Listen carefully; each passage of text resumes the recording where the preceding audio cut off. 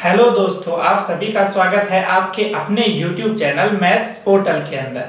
जैसा कि हमने कल हमारे लास्ट वीडियो के अंदर नंबर सिस्टम के बारे में बताया और आज हम आपके लिए लेके आए हैं क्लास 11th का चैप्टर 1 जो कि दोस्तों क्या है, सेट। अब सेट चैप्टर स्टार्ट करते ही हमारे पास जो सबसे पहले आता है वो क्या आता है, इसकी डेफिनेशन आती है दोस्तों।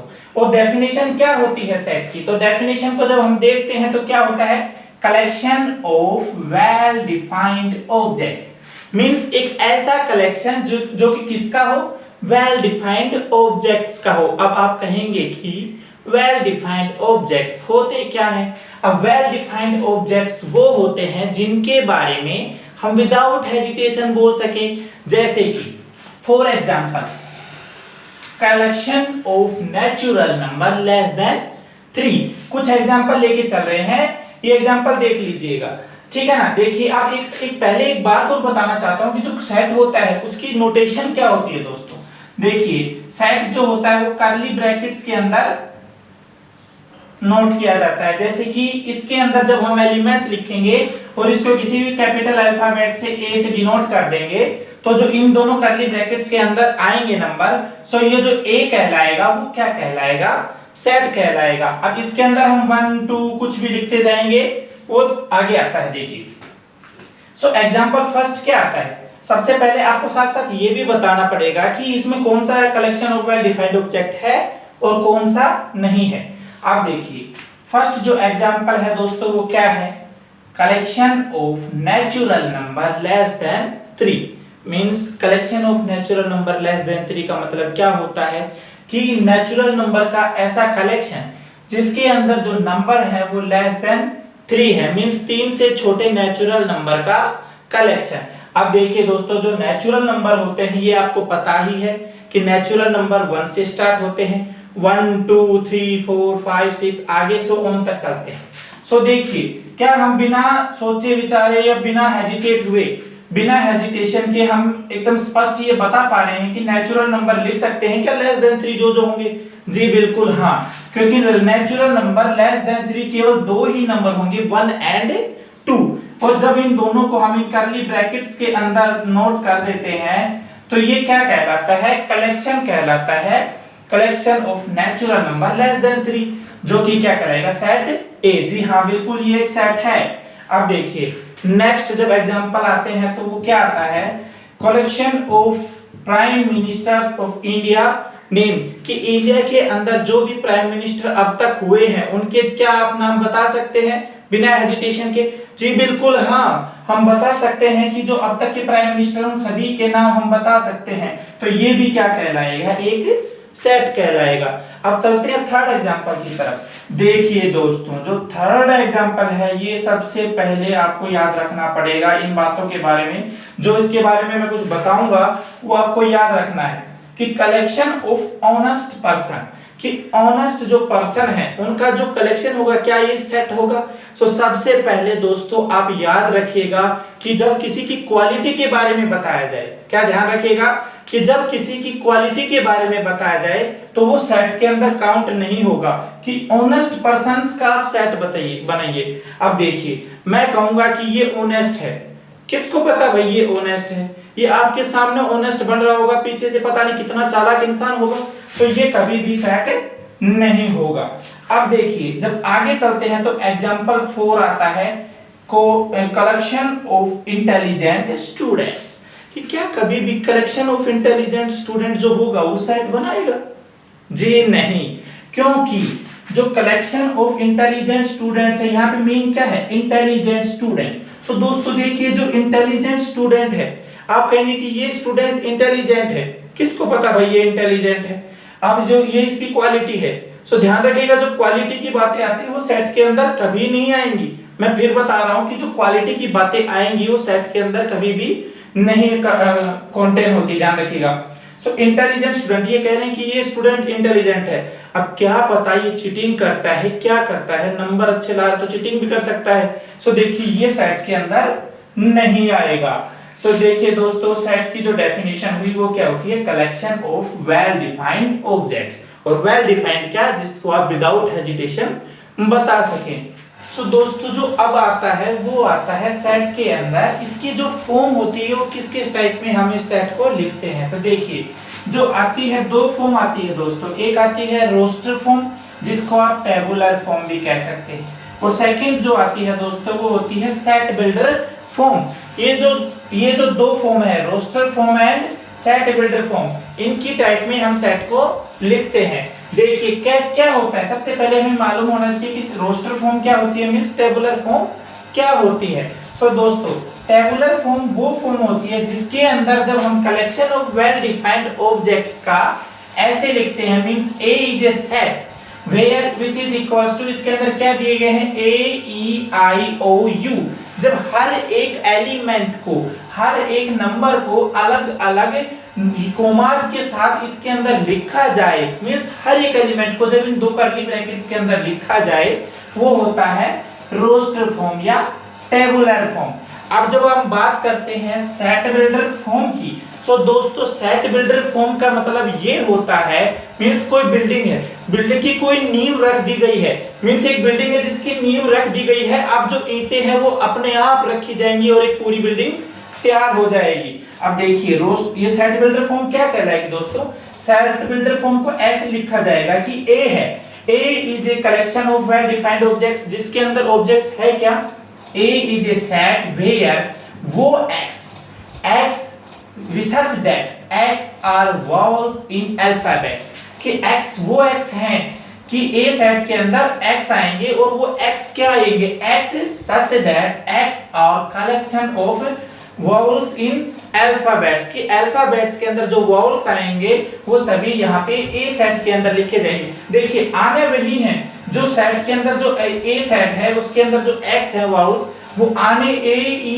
I O U ही है, लेकिन जब हम सेट बिल्डर फॉर्म की बात करते हैं तो सेट बिल्डर फॉर्म के अंदर सब हम ऐसे लिखते हैं कि x is such that x are vowels, जो वाउल्स होते हैं वो अल्फाबेट्स के अंदर जितने भी होंगे वो इस सेट ए के अंदर आ जाएंगे। सो सेट बिल्डर फॉर्म क्या होता है, होते दोनों सेम है लेकिन दोनों को अलग अलग तरीके से लिखा जाता है।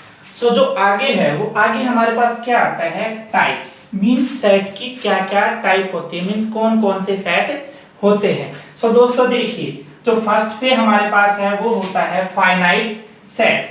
अब देखिए सबसे पहले आपको मालूम होना चाहिए कि फाइनाइट सेट होता है क्या है। सबसे पहले आपको यही मालूम होना चाहिए कि फाइनाइट होता क्या है। तो फाइनाइट दोस्तों वो होता है जिसको हम काउंट कर सके, मींस ये फाइनाइट है, ये यहाँ तक है, हम ये बोल सकते हैं कि ये फाइनाइट है। देखिए जैसे कि एक एग्जाम्पल हम लिखेंगे, वो एग्जाम्पल क्या है कि एक ऐसा सेट है जिसके अंदर हम एलिमेंट्स लिख रहे हैं 1 एंड 2। क्या ये जो 1 और 2 है, ये जो सेट है, इन भाई 1 से भी परिचित है और 2 से भी परिचित है, और ये जो कलेक्शन ऑफ 1 एंड 2 का है ये क्या है, सेट है। सो ये जो ए सेट है ये फाइनाइट है या इनफाइनाइट।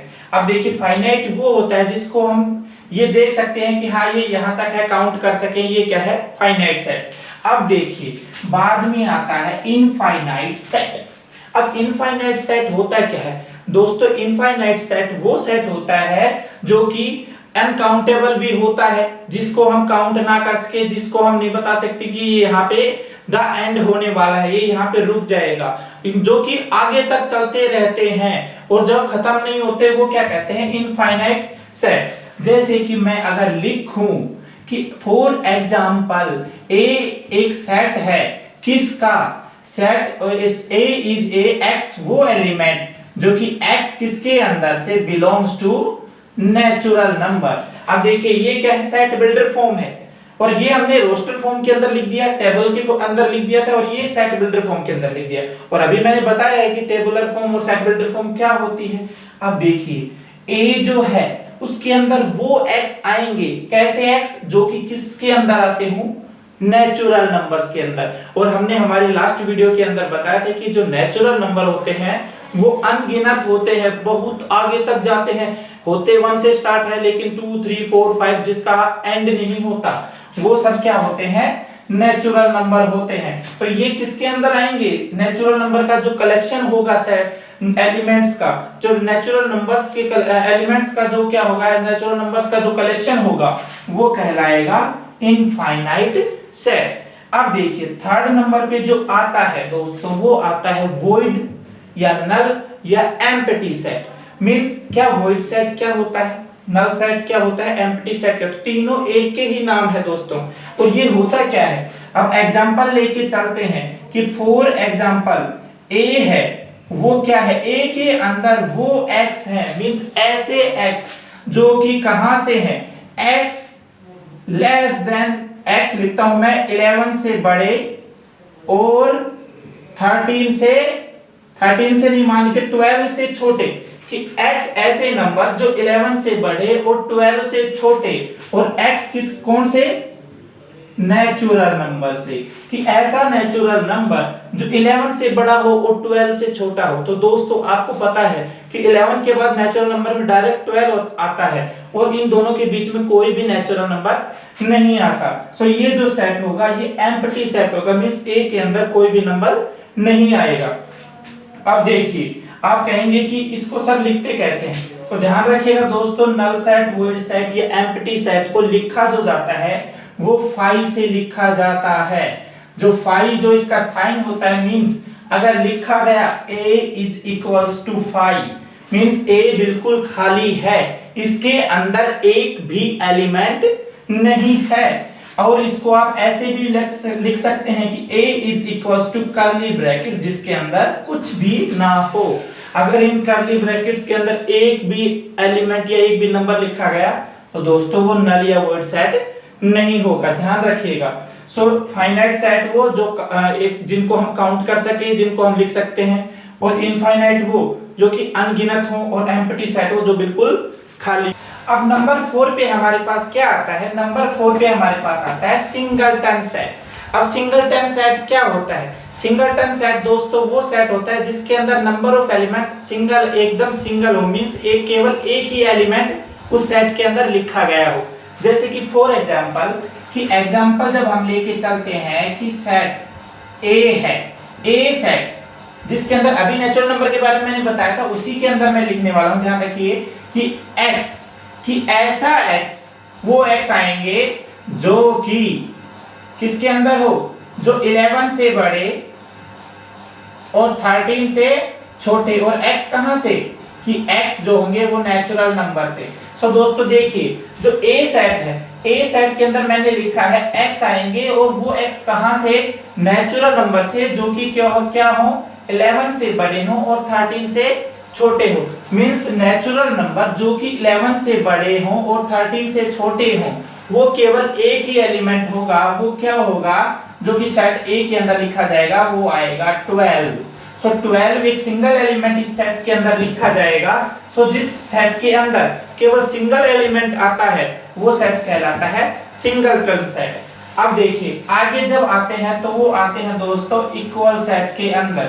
आप कहेंगे कि सर इक्वल सेट क्या होता है, सो देखिए ये सब जो सेट होते हैं ये कंपैरेटिव सेट होते हैं, मींस कंपेयर किए जाते हैं कि इस सेट को किस सेट के साथ कंपेयर करें तभी तो बोल पाएंगे कि वो इक्वल है या ज्यादा है कम है। सो दोस्तों देखिए एक सेट लेता हूं मैं, फॉर एग्जांपल मैं यहां पे ले रहा हूं, देखिए बी सेट है, बी सेट के अंदर मैं लिखने वाला हूं 12, एक सिंगल 12 लिखने वाला हूं, और ए सेट को मैंने लिख दिया, ये अभी नहीं बताया आपको, ये गायब कर दीजिए, मान लीजिए यहाँ पे कुछ भी नहीं है। अब देखिए ए सेट है, सेट ए के अंदर वो x हैं जो 11 से बड़े हैं और 13 से छोटे हैं, और वो के सारे क्या है, नेचुरल नंबर है। और बी सेट जो है उसके अंदर केवल एक एलिमेंट लिखा हुआ है 12। क्या ये दोनों इक्वल है, जी बिल्कुल हाँ, क्योंकि इन दोनों के अंदर केवल दो वही एलिमेंट आने वाला है, कौन सा, 12। जब दो सेट के अंदर, मींस अब देखिए डेफिनेशन क्या आती है, ए और बी इक्वल सेट कब होंगे। सो दोस्तों ए और बी दोनों इक्वल सेट तब होंगे जब दोनों सेट के अंदर सेम एलिमेंट और सेम नंबर ऑफ एलिमेंट लिखे गए हों। मींस इसके अंदर एक भी एलिमेंट ज्यादा नहीं होना चाहिए जो इसके अंदर है, इससे जो इसके अंदर है उससे अलग उसके अंदर नहीं होना चाहिए, और इसके अंदर जो एलिमेंट है उससे अलग इस सेट के अंदर नहीं होना चाहिए। मींस दोनों के दोनों सेट के अंदर अगर सेम नंबर ऑफ एलिमेंट और सेम ही एलिमेंट होंगे तभी वो सेट कहलाएंगे इक्वल सेट, और इक्वल का साइन तो ये होता ही है दोस्तों। अब देखिए अब जो आता है वो आता है इक्विवेलेंट सेट। अब इक्विवेलेंट सेट क्या होता है? सो इक्विवेलेंट सेट दोस्तों वो होता है जब किन्हीं दो सेट के अंदर, ये भी कंपैरेटिव वाली बात हो गई कि कंपेयर किया जाएगा दो सेट को, कि जब A और B दो सेट हैं वो इक्विवेलेंट कब कहलाएंगे? जब A और B सेट के अंदर जब दो एलिमेंट्स दोनों के अंदर, ये देखिए ये जो साइन है ये इक्वल का साइन है दोस्तों। अब देखिए अब मैं लिखूंगा इक्विवेलेंट, इक्विवेलेंट का साइन ऐसे आएगा, ध्यान रखिएगा इक्विवेलेंट सेट का साइन ऐसा आएगा। अब देखिए दो set A and B equivalent कब होंगे? जब उन दोनों के अंदर नंबर ऑफ एलिमेंट्स इक्वल हो। मींस जब ये बात नहीं होती कि इसके अंदर 12 है तो इसके अंदर भी 12 ही होना चाहिए, ये कोई जरूरी नहीं है दोस्तों।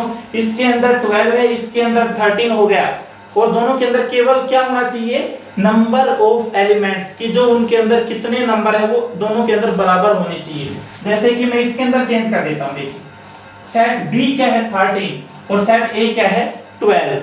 क्या ये दोनों के दोनों इक्विवेलेंट सेट है? जी बिल्कुल हाँ, क्योंकि इसके अंदर भी एक ही एलिमेंट है और इसके अंदर भी एक ही एलिमेंट है।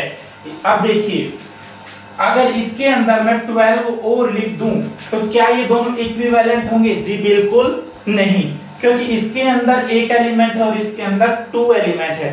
और इक्विवेलेंट सेट के लिए जो हमारी प्रॉपर्टी होती है वो यही होती है कि दोनों के अंदर नंबर ऑफ एलिमेंट्स सेम होने चाहिए। अब देखिए एक छोटी सी थ्योरी है, एक छोटा सा क्या बात है, वो क्या है ध्यान से देखिएगा जो मैं बताने जा रहा हूं, कि सभी के सभी इक्विवेलेंट सेट क्या इक्वल होंगे? या सभी के सभी इक्विवेलेंट इक्वल सेट हैं वो इक्विवेलेंट होंगे? मींस क्या सभी जो सेट इक्वल होंगे वो इक्विवेलेंट होंगे? जी बिल्कुल हाँ, क्योंकि जो इक्वल सेट होंगे उनके अंदर नंबर ऑफ एलिमेंट्स भी वही होंगे और number of elements, total number of elements भी सेम होंगे। अब देखिए इक्विवेलेंट सेट के अंदर नंबर ऑफ एलिमेंट्स तो सेम होते हैं दोस्तों, लेकिन जो एलिमेंट्स होते हैं वो अलग अलग आ सकते हैं। सो सभी के सभी इक्वल सेट इक्विवेलेंट होते हैं, लेकिन सभी के सभी इक्विवेलेंट सेट इक्वल हो भी सकते हैं और नहीं भी हो सकते। अब देखिए जो आता है वो क्या है? Cardinality of set. कि दोस्तों कार्डिनलिटी ऑफ सेट होता क्या है? तो कार्डिनलिटी ऑफ सेट की जो डेफिनेशन होती है वो ये होती है कि सेट के अंदर कितने एलिमेंट है और उसको कैसे नोट किया जाता है। जैसे कि A सेट है, A सेट के अंदर मैं लिख रहा हूं 1, 2, 3। अब देखिए ये जो है 1, 2 और 3 ये इस सेट A के अंदर, ध्यान रखिए हर एक एलिमेंट के बाद मैंने क्या लगा रखा है? कॉमा लगा रखा है। अब ये जो है इस सेट की जो कार्डिनलिटी होगी दोस्तों वो क्या होगी? सबसे पहले देखिए कि इसको डिनोट कैसे कर सकते हैं। कार्डिनलिटी ऑफ सेट A को NA से डिनोट करते हैं कि नंबर ऑफ एलिमेंट्स किसके अंदर, नंबर ऑफ एलिमेंट्स A के अंदर कितने हैं। तो ये क्या आएगा 1, 2, 3, 3 एलिमेंट्स है दोस्तों, तो कार्डिनलिटी ऑफ A क्या आ जाएगी 3। और इसको एक और नोटेशन दे सकते हैं कार्डिनलिटी ऑफ A। अब देखिए अगर ऐसे लिखा जाए मींस A सेट के अंदर कितने एलिमेंट्स है। सेट की बात की जाएगी A एक सेट है और सेट के आगे और पीछे जो ये एरो लगा रखे हैं तो ये क्या कहलाएगा? कार्डिनलिटी ऑफ सेट, कि इस सेट के अंदर कितने एलिमेंट है। तो इस सेट के अंदर क्या है दोस्तों? 3 एलिमेंट है। अब देखिए कार्डिनलिटी के अंदर एक बात और आती है, जब इसके आगे चलते हैं तो दोस्तों वो आती है मल्टीपल सेट।